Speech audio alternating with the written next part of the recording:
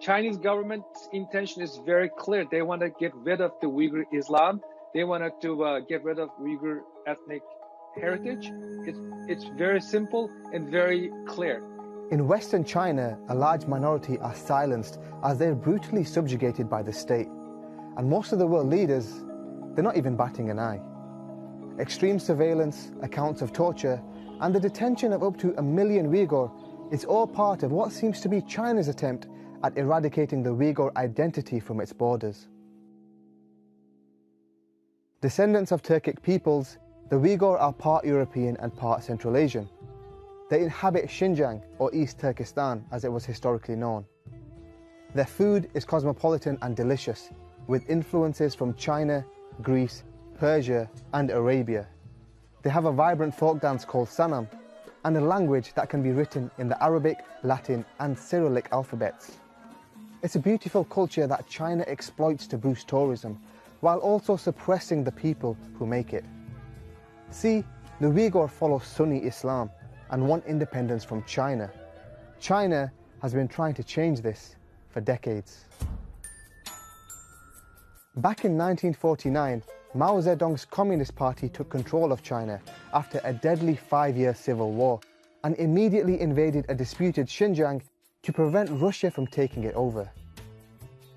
Religion was considered incompatible with communism, and so a crackdown quickly began on all expressions of faith.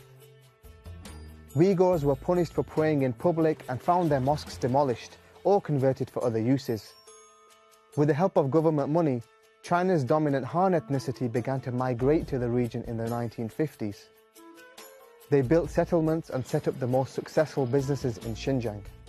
The Han now make up 39% of the population, a number that's steadily increasing. So we've seen 1,000% increase in Han population since 1949. Uyghurs see the Han folks as coming to take their land and to kind of transform their societies. It's a really kind of a classic settler colonialism situation where they see these people as invaders and as occupiers of their land. Poorer Han across China routinely move west to work for the Bingtuan, a paramilitary group that takes over land and resources taken from Uyghurs by the government. Established in 1954 by Mao, the original Bingtuan were soldier farmers, off-duty servicemen who were put in Xinjiang to defend the province from Russia. Russia became less of a threat, but the organization grew. It's now 3 million strong and operates more than 2,000 companies in agriculture, energy, security, finance and media. The Bingtuan administrative divisions enforce the central government's anti-Uyghur policies whilst they profit from their annexed land and resources. They exported $6.7 billion worth of goods in 2017, including nearly a fifth of the world's ketchup, and tons of cotton to luxury clothing brands. What's more, Xinjiang is extremely rich in fossil fuels. The region has an estimated 150 billion barrels in oil reserve, 40% of China's coal, and the Tarim Basin also provided 23.5 billion cubic meters of natural gas in 2017. These raw materials are transported to China's manufacturing hubs. It's a multi-billion-dollar process where everyone benefits except the Uyghur, who are excluded from many employment opportunities and in some areas make only $12 a month. Because almost all these jobs and these resources were going to Han settlers, Uyghurs felt dispossessed. They felt like our land is being taken from us, these natural resources are being taken from our land and we're not benefiting from it. The real consequence though was that the cost of living began to really explode. So because there was all these new Han settlers coming in and they were making quite a bit of money, the prices of products began to rise, and so just basic staples became a lot more expensive. Uyghurs, because they were excluded from the job sector, weren't able to get the revenue they needed, the funding they needed to buy those new products, and so their level of poverty actually increased. For the Uyghur, this inequality and discrimination has led to sporadic bouts of violence towards the Han. In the 80s and 90s, separatist groups coordinated unsuccessful revolts against China. More recently in 2009, over 200 people were killed in riots in the capital Urumqi, and in 2017, 3 knife-wielding attackers killed 8 people in Guma, southern Xinjiang. The government now burn identifying QR codes into all knives purchased by Uyghurs. A handful of Uyghur have also been recruited by violent groups like ISIL and Al-Qaeda, giving China a chance to justify their actions against them as fighting terrorism. But the authorities are treating any expression of Uyghur identity as part of what they call the three evils: separatism, terrorism, and religious extremism. Uyghur women have been banned from wearing the hijab, and young men are not allowed to grow long beards. Fasting is prohibited, as are certain Muslim names for newborns, and parents are forbidden from providing their own children with Islamic and Uyghur education. Youth under 18 are not allowed in mosques during sermons, and the Quran itself must be approved by the state, meaning the text is altered to fit the Communist Party's ideology. The Hajj pilgrimage is also not permitted, as there's restricted freedom of movement. Many passports were seized in 2016 when Chen Quanguo was given authority over Xinjiang. His last job was leading the crackdown on dissent in Tibet.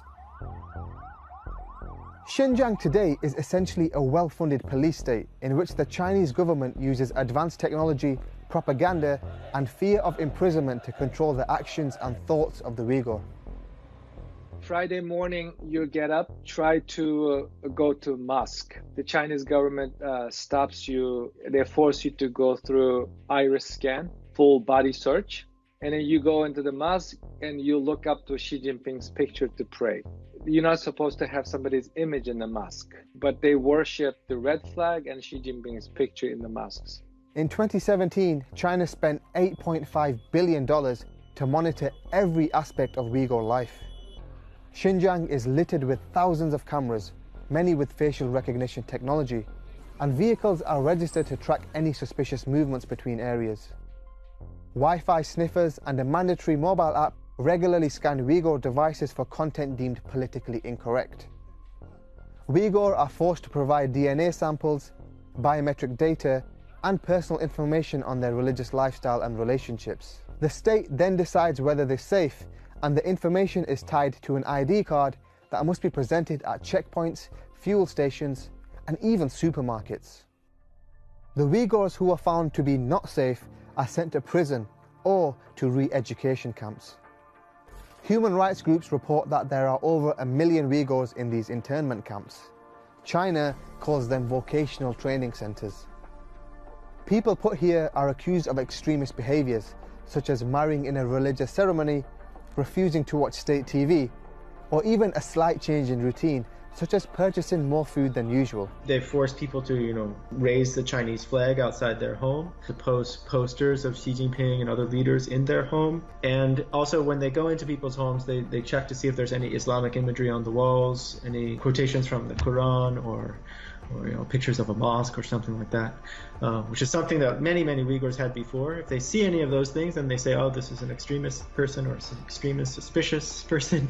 Sessions in the camps include praising President Xi Jinping, studying communist propaganda, and criticizing their own Uyghur language, culture, and religion.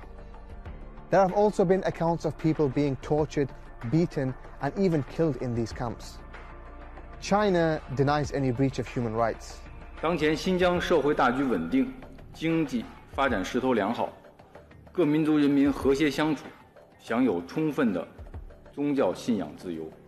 But there could be another reason why countries are failing to speak up. China is in the preliminary stages of the multi-trillion-dollar Belt and Road Initiative.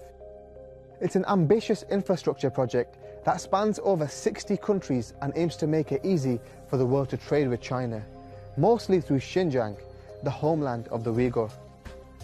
China could be indirectly buying the silence of many of these nations. The countries involved will receive loans in the millions of dollars to develop structures, roads, railways, and pipelines. And this may be enough to make them turn a blind eye to the plight of the Uyghur. No one is speaking out, particularly in the Islamic world. Where is Saudi Arabia? Where is Turkey? Where is Iran? Where is King Abdullah of Jordan? Where is the outcry? The Chinese government is calling your religion as a mental disease. Where is the outcry?